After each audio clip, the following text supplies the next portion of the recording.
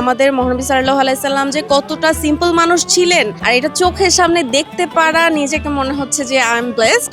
আলহামদুলিল্লাহ। মক্কায় আল্লাহ তাআলা জানে যে আমরা যাব কিনা না যাব, সৌভাগ্য হয় কিনা না হয় সেটা বলতে পারি না, কিন্তু এখানে দেখে দেখা গেছে যে অনেক বেশি ভালো লাগতেছে। বাংলাদেশে এরকম যে আমাদের ঢাকার মধ্যেও যে একটা মদিনা, মক্কা মদিনা চলে আসবে, এটা আমাদের কাছে একদমই নতুন।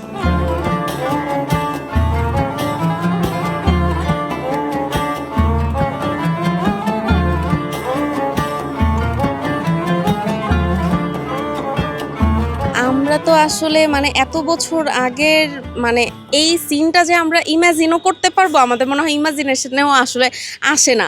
আর এটা চোখের সামনে দেখতে পারা নিজেকে মনে হচ্ছে যে আই এম ব্লেসড। আলহামদুলিল্লাহ, খুবই সুন্দর। যার মাথায় এটা আসছে খুব ভালো কাজ করছে আমাদের দেখার জন্য। আমরা আসলে সৌভাগ্যবতী যে দেখতে পেরেছি অ্যাটলিস্ট। খুবই সুন্দর, খুবই সিম্পল। আমাদের মহানবী সাল্লাল্লাহু আলাইহি সাল্লাম যে কতটা সিম্পল মানুষ ছিলেন, এটা ওনার যতটুকুই আমরা দেখতে পেরেছি ওইটাতে আসলে বোঝা যাচ্ছে যে উনি কতটা সিম্পল। আরএফএল ওয়াটার পাম্পের রোটর এখন আরো উন্নত আর বিদ্যুৎ সাশ্রয় হয় 20% পর্যন্ত। আসলে আমাদের তো ওই সৌভাগ্য আল্লাহ জানে, আল্লাহর ঘরে কখনো উনি ইনভাইট করবেন কিনা,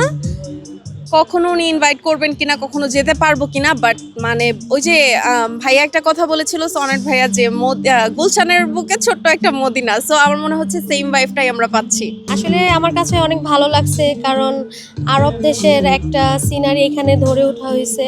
দেখা গেছে যে আমরা হয়তো মক্কা মদিনা ওইখানে যেয়ে দেখা গেছে যে হয়তো আমরা দেখতে পারবো না, কিন্তু দেখা গেছে এইখানে দেখা গেছে ইভেন্টের মাধ্যমে হয়তো একটা ছোট একটা আয়োজন করছে ওনারা, যেটা নাকি আমরা এই ইয়াতে আমরা আর কি দেখতে পারলাম আর কি। অনুভূতিটা অনেক ভালোই লাগতেছে, কারণ মক্কায় আল্লাহ তাআলা জানে যে আমরা যাব কিনা না যাব, হয়তো ওইখানে যেয়ে দেখা গেছে যে আমরা সৌভাগ্য হয় কিনা না হয় সেটা বলতে পারি না, কিন্তু এইখানে দেখে দেখা গেছে যে অনেক বেশি ভালো লাগতেছে আর কি। এই যে আমাদের নবীজি হযরত মুহাম্মদ সাল্লাল্লাহু আলাইহি সাল্লাম কীভাবে জীবনযাপন করলো, ওনার খুব সাদামাটা সিম্পল জীবনযাপন, ওগুলাই আর কি এখানে দেখা গেছে। আমরা যেভাবে জীবনযাপন করি দেখা গেছে যে ওনারা আসলে ওরকমভাবে জীবনযাপন করতো না, খুব সাদামাটাভাবে আর কি জীবনযাপন করতো। দুইটা তো ভাই একদম ডিফারেন্ট। ওনাদের সাথে জীবনযাপন আমাদের এখানে মিলে না, কারণ আমরা দেখা গেছে যে খুব অন্যরকমভাবে চলাফেরা করি। আল্লাহ তাআলা যদি আমাদেরকে হেদায়েত দেয় তাহলে আলহামদুলিল্লাহ, চাই সবাইকে আল্লাহ তাআলা হেদায়েত দেখ, কারণ ওনাদের জীবনযাপনটা খুব একদম সিম্পল ছিল, আমাদের মতো এরকম ছিল না।